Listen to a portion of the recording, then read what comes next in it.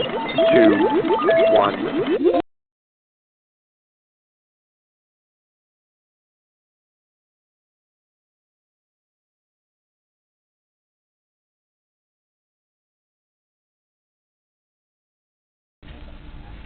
Oke, dari Bandung. Wah, muda nih ya, di bawah 20 ya? Betul? 20? 19? Oh iya. Hebat ya, 19 sudah bekerja. Masih kuliah? Belum ya, belum lanjut ya. Oke, saya doakan biar lanjut jadi S3. Sekarang udah S3 sebenarnya kan? Di SMA kan? Baru nyampe kemarin ya. Kalimantannya di mana, Pak? Oh, Balikpapan. Sembilanya. Temen Sembila, enggak ya, bercanda ya. Balikpapan kan? Di Balikpapan, saya pernah ke Balikpapan gitu ya. Panas lah ya. Gitu. Tapi di sana hebat-hebat orang Balikpapan ya, kaya-kaya ya. Karena minyak ya. Pak Randy Yulianto. Pak Randy saya udah kenal ya. Oh, Pak Randy bukan yang ini ya, lain lagi ya. Pak Randy dari pendidikan Al-Kamil ya. Bandung? Cianjur. Oke. Bapak Awas Firdaus nih. Nah, ini udah paling I1-nya ya. I1. Ya. Selamat datang Pak Awas Firdaus. Oke.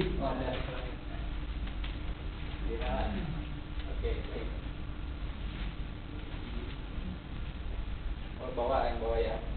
Oke, baik. Lanjutnya Bapak Sumardi. Pak Sumardi. CV apa tuh Pak? CV? Mitra. Oh, mitranya yayasan. Oh gitu. Oke, baik Pak. Selamat datang Pak. Kita tahu sebelum kita masuk nanti ada workshopnya siang. Tentunya saya isi ilmunya dulu ya, supaya penyamaan persepsi dulu anggaran. Itu nanti kita ada latihannya juga. Saya ambil itu dari data-data dari Pak Denny juga anggaran bulan Juni yang lalu. Jadi kita mau membersihkan akun-akun yang kemana-kemana gitu kan, supaya bisa teralienasi gitu ya. Oke, kita masuk dulu ke ilmunya dulu ya. Anggaran adalah suatu laporan kuantitatif formal mengenai sumber daya yang disisihkan untuk melaksanakan aktivitas yang telah atau sedang direncanakan selama jangka waktu tertentu. Formal gitu ya, formal itu secara organisasi. Jadi kebetulan organisasi kita kan organisasi sosial yang nirlaba, yayasan mizan amanah gitu kan, organisasi sosial untuk membantu umat Islam terutama gitu kan. Ya.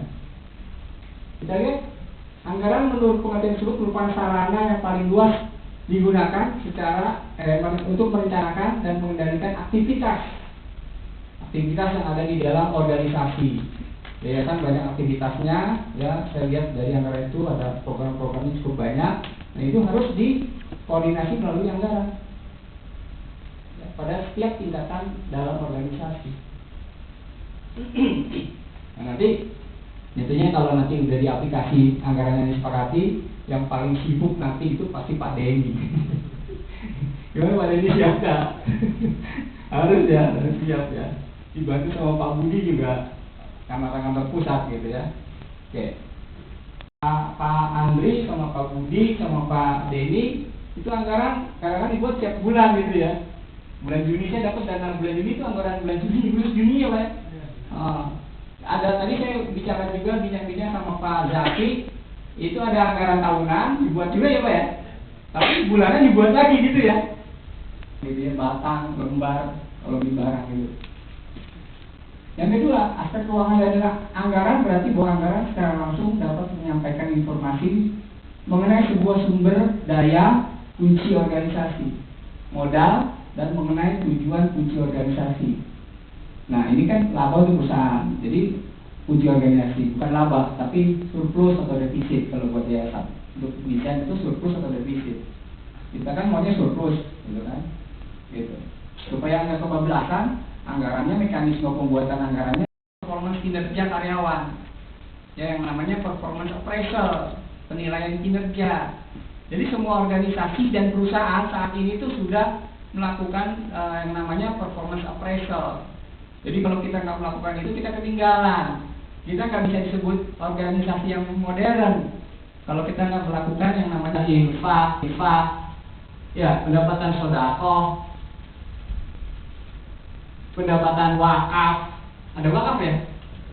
Pendapatan apa lagi? Ayo, yang lain. Hah? Apa? Nazar. Nazarudin, bukan ya? Oleh. Apa lagi? Ada satu lagi. Bukan. Kurban. Yalah, kurban. Udah. Kemanusiaan yang lain, Pak. Iya, lain-lain. Nah, berarti ini defisit kan? Defisit secara pos 100 juta. Defisit kan di dalam kurung. Berapa? Melesetnya 33. Nggak boleh. Toleransinya tuh hanya yang kemarin saya selalu bilang plus minus toleransi 10% juga 5,5 miliar boleh. Tapi udah jadi 10 miliar, nggak benar kerjanya. Ya, yang kemarin saya ilustrasi saya marah-marahin kalau saya jadi direktur utamanya. Tapi saya kasih bonus dia. Karena itu saya marah-marahin dulu kan nggak kerja kamu nggak benar ya. Kalau anggaran 5 miliar dapat 10 miliar, apalagi kalau lu anggaran 5 miliar dapat cuma 1 miliar. Lebih saya marahin lagi dan saya potong gajinya. Kalau tadi saya marahin tapi saya kasih bonus dia, nggak benar kan? Berarti tidak realistis. Ya anggaran itu harus realistik. Nah ini semua harus tahu. Pembuatan anggaran itu harus realistis. Nanti ada smart. Ya dalam smart itu nanti. Nah. Kalau di perusahaan Pak, pembuatan anggaran itu ribet banget. Karena banyak itemnya dan kita gontok-gontokan. Jadi ada rapat anggaran. Nggak sembarangan kita membuat anggaran masing-masing yang menganggarkan mengotorisasi sendiri. Misalnya Anda nggak bisa jadi karyawan yang baik kalau nggak ada dasar pekerjaan yang motivasinya apa membuat angka segitu tuh. Rasanya mau saya aja Pak, loh nggak ada, nggak bisa. Harus ada hitungan sayangnya gitu. Ya, oke. Jadi itu toleransinya hanya boleh plus minus 10, itu baru bagus namanya, tercapai anggarannya. Apalagi kalau menganggarkan 10M dapat 10M, nggak mungkin, biasanya nggak mungkin. Ada faktor A, faktor Allahnya. Tahu faktor Allah kita berusaha kontrak kan? Kontrak kan? Enggak, Bapak bayar harian. Enggak, itu diberangkat Sampai selesai. berapa biayanya gitu. Iya, berarti masih biaya renovasi. Kita mau ngurusin nggak lewat Pak Budi lagi kan, bayar gajinya kan? Ya, kalau nggak lewat Pak Budi, berarti masuknya ke biaya renovasi, bukan biaya karyawan borongan. Kalau yang Pak Budi bayarin gajinya, baru itu karyawan kita tuh, walaupun borongan. Tapi kalau yang bayarin supplier kita, pemasok kita, itu bukan gaji karyawan, itu gajinya renovasi gedung, asrama. Siap tim parameter yang menilai. Contohnya lagi, beli sepeda mini, saya udah tanya.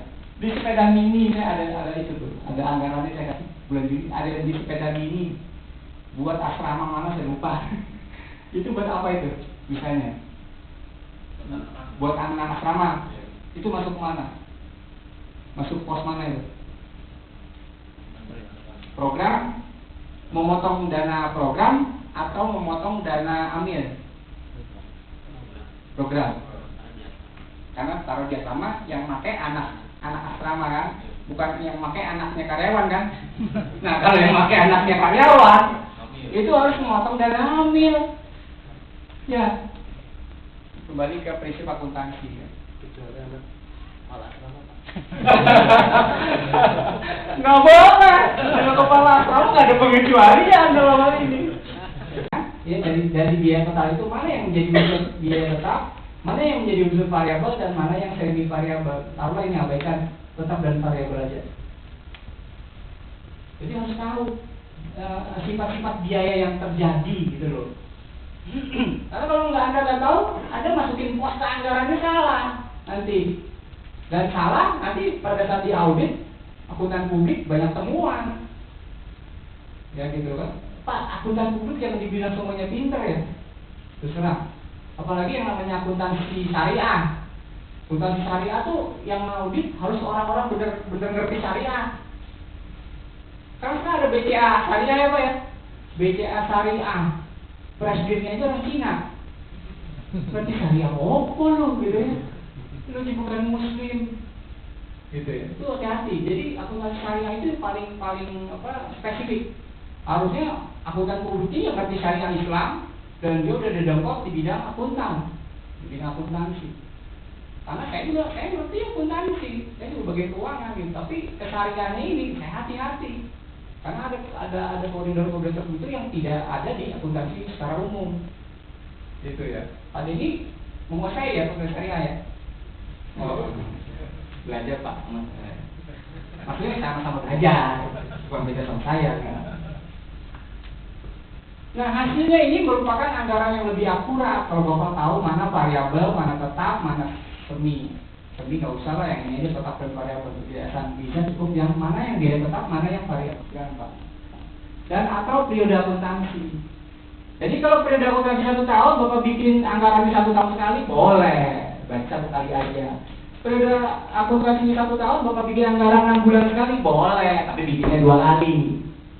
Kalau cuma bikin sekali, tidak mencakup berarti, gitu ya. Jadi kalau periode anggaran bebas, tapi periode akuntansi harus ngikutin standar akuntansi.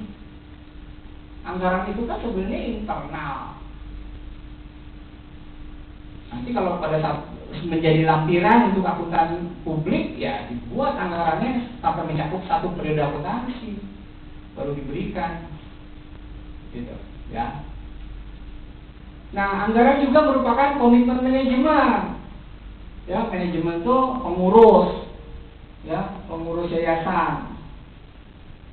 Para manajer sepakat untuk mengemban tanggung jawab atas pencapaian tujuan yang dianggarkan oleh organisasi atau perusahaan. Jadi komitmen. Kalau nggak ada komitmen, Anda merasa jalan sendiri gitu, susah. Kan yayasan juga diawasi kan? Siapa yang ngawasi? Departemen sosial diawasi kan? Mustahik. Donatur. Dermawan atau surplus kan? Ini untuk yang nirlaba, yayasan. Tapi kalau yang perusahaan, company, ini kita laba atau rugi. Defisit kan berarti rugi atau laba atau rugi. Kita akhir tahun itu pilih kan. Nggak mungkin dua-duanya. Oh kita laba rugi Pak. Apaan laba rugi? Laba atau rugi? Kamu laba atau rugi? Atau Pak, atau saya atau. Digila lagi. Nggak ngerti ya. Jadi harus tahu nanti harus di yayasan Miza itu defisit atau surplus. Kalau defisit siapa yang mau nombokin? Pak Aos yang dikejar-kejar ntar. Pak, tombokin ya Pak, nih rugi Pak, 500 juta. Kalau Pak Aos berbaik hati ya, kalau dia ini sangat mulah gitu ya. Nggak mau juga pembina nombokin 500 juta lagi. Gitu ya, jual rumahnya yang di Bandung. Ya, nggak lucu. Ya. Oke. Kalau untung sih bergembira lah Anda semua. Dapat bonus, ya, dan bonus itu boleh dipakai lagi, boleh disodakoin lagi, boleh untuk nafkahin anak istri, silakan. Dapat bonus, gitu kan yang ngasih Pak Awas bilang udah gue ngasih bonus lo masing-masing 20 juta misalnya. Karyawan berapa karyawan? Nah, 100 baru 20 juta kali 100 berapa? 2 miliar. Karena pendapatannya naik, harusnya tadi dianggarkan 10 miliar jadi 17 miliar. Karena bergembira, pembina udah gue kasih lo masing-masing 20 juta, nggak apa-apa. Tapi sebelumnya tolong dimarahin dulu ya Pak. Anggaran 10 miliar terjadi 17 miliar. Marahin dulu baru kasih bonus 20 juta. Tapi kalau kebalikannya, anggarannya 10 miliar, Anda dapat cuma 7 miliar, wah Anda dipotong gajinya. Sama Pak Andri lewat Pak Aos. Potong gajinya. Siapa? Kita juga yang salah sebabnya. Gitu, ya. Kalau di swasta kejam Pak, kita dipotong gaji. Di swasta, di perusahaan itu kejam. Kita membuat anggaran laba itu misalkan 200M tercapai 150, potong gaji bisa kalau rugi. Tapi kalau untung nggak juga. Kalau masih untung karena ada pemotongan biaya-biaya yang lain-lain, tapi fasilitas kita pasti dikurangi. kayak Garuda dulu terbang gratis 4 kali setahun, dikurangin jadi cuma 2 kali. Rumah sakit dulu unlimited, anak saya dioperasi dulu tahun 90 aja udah 27 juta dioperasi, sekarang 270 dibayarin. Nah itu bisa dipotong juga fasilitas kesehatan kita. Pertama, pendapatan atau penerimaan, number one. Baru kedua biayanya. Yang kaidah yang lazimnya begini. Kalau di kita itu kita nggak bisa memprediksi tentang penjualan kan bisa diprediksi. Kalau di yayasan kan kita melihat. Iya, tetap harus bisa diprediksi. Tunggu bola. Ya. Iya, tunggu bola juga harus diprediksi. Gawang kan tunggu bola. Kita bola ada dari mana ya, di sini pada sini. Harus diprediksi. Pakai statistik sederhana. Jadi yang berarti biaya jelas biaya itu kalau penjualan belum jelas. Kalau penerimaan belum jelas. Kalau sudah jelas mereka sudah ngomong kita. Nah, itu pinter-pinter. Makanya orang fundraising tuh Pak, dikhususin statistik Pak. Fundraising sama kepala cabang khususin statistik. Bapak tawa Bapak juga. Ya. Ini Pak, barangkali memang ada rantai yang putus ya. Ya. Dalam artian begini, kita bisa memprediksi berapa jumlah pendapatan ke depan berdasarkan pendapatan yang ada. Tahunan kan kita ada ya? Ya, ada. Bahwa ini berasal dari ini. Ah. Nah, tahun ini kita mau melakukan ini sehingga pergerakannya kemungkinan segini. Iya. Nah, tapi ketika nanti misalkan katakan tadi masuk ke fundraising, kita membuat event ini. Nah, ini yang masih kita lepas itu event ini tuh akan menghasilkan berapa duit, itu yang belum bisa ini gitu ya. Sementara memang tahun ini saya ingin berharap bahwa show me the money, kalau saya keluarin segini dapatnya berapa gitu. Ya. Nah, ini yang belum nyambung tuh di sini Pak. Gitu kelihatannya. Nah itu kembali lagi Habib Ahmad ya, Habib Ahmad. Gitu. Kalau mau undang-undang Sobri pasti nggak event ya. Saya kan di dunia Islam, ya walaupun saya orang Islam ngerti syariat juga, belajar juga, ya cukup pernah di pesantren juga, walaupun udah lama gitu ya. Nggak seperti Ustaz Yusuf Mansur, teman saya juga Yusuf Mansur. Tapi kalau dia ngundang tuh dia, oh datang Pak, saya udah datang ke asramanya ke pesantrennya Yusuf Mansur Pak. Itu dia dapat sumbangan itu sampai 100 M. Bukan uang dia, uang dari donatur. 100 M tuh bikin jadi berapa hektar tuh itunya, apanya asramanya, pesantrennya itu. Apa dia udah punya nama kan? Nah, punya nama. Kalau saya kan di internet, baru di internet doang terkenal. Di TV gak pernah masuk ya. Yusuf Mansur kan dia main di sini, bubar, balik ke toko masing-masing, kamu gak kerja nih. Orang goblok nih saya bilang nih. Lagi di training ngurusin urusannya perusahaan dia itu namanya kerja. Anda lagi kerja nih sekarang. Buat yayasan, mana urusan anggarannya yang bisa. Ya, ada orang Cina yang dibilang otaknya pinter-pinter padahal bodoh-bodoh sebenarnya. Dia bilang, kamu ngapain? Pak Sobri ngapain ngasih training Pak untuk para store, SPG, para SPG. Ngapain sih Pak? Di tokonya nggak ada orang. Masa bodoh saya Pak? Saya ambil semua tokonya yang tutup, saya bilang. Begitu ya. Saya manajer Pak, otakku udah otak manajer, nggak mungkin kita ambil semua suruh training, tokonya tutup.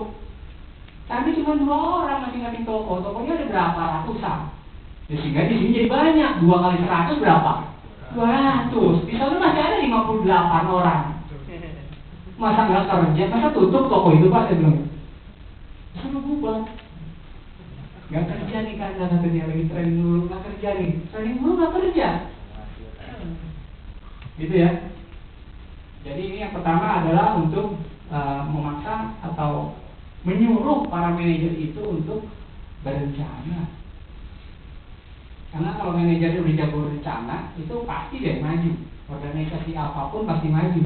Karena yang namanya rencana kan mau yang baik ke depannya, bukan mau yang buruk, enggak. Rencana mau yang baik. Yang kedua, it provides information that can be used to improve decision making. Meningkatkan informasi, memperoleh sebanyak mungkin informasi supaya pada saat pengambilan keputusan tepat, gitu loh. Decision making itu tepat. Ya, Jadi orang dari mulai supervisor sampai ke pembina itu harus pintar mengambil keputusan. Ambil keputusan. Banyak orang pintar tapi nggak pintar ngambil keputusan. Ya, keputusan itu juga ada batas waktunya, ada momennya. Jadi kalau Anda mengambil keputusan cepat, begitu Anda leha-leha, sudah entah sebulan lagi, udah basi momennya. Ya, momennya basi. Gitu. Misalnya nih sekarang Samsung lagi jualan apa tuh? Tablet yang paling canggih apa? S3 Note misalnya. Punya nggak S3 Note? Punya. Alhamdulillah. Enggak, kita maunya beli gitu ya. Sampai awas. Ya. Momennya tepat lagi pada nyariin gitu, pas konsumen keluarlah Oppo. Tahu Oppo? Nah, ditanya handphonenya merek apa? Oppo, Pak. Ya Oppo, saya nanya.